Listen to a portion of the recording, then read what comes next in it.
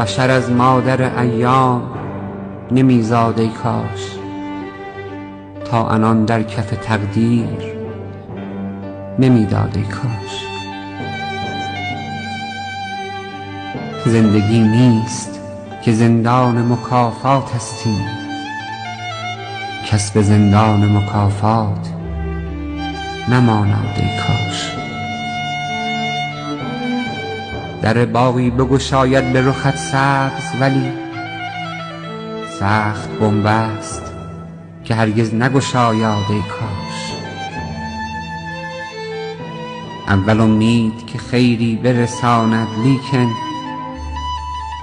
و آخرش خوف که شری نرساند ای کاش. جز ستم نیست توانایی و آن هم که گناه،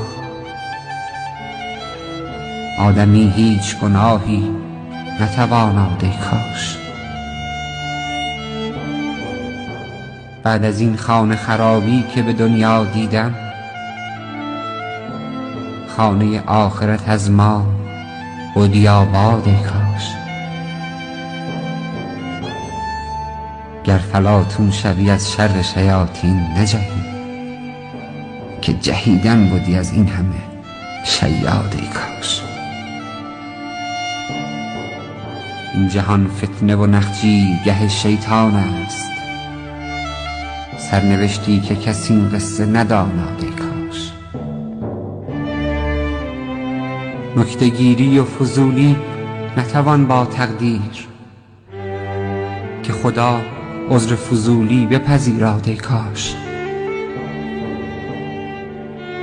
شهریارا دم رفتن همه را حرفین است، که دگر بار نزاید و نمیراد ای کاش.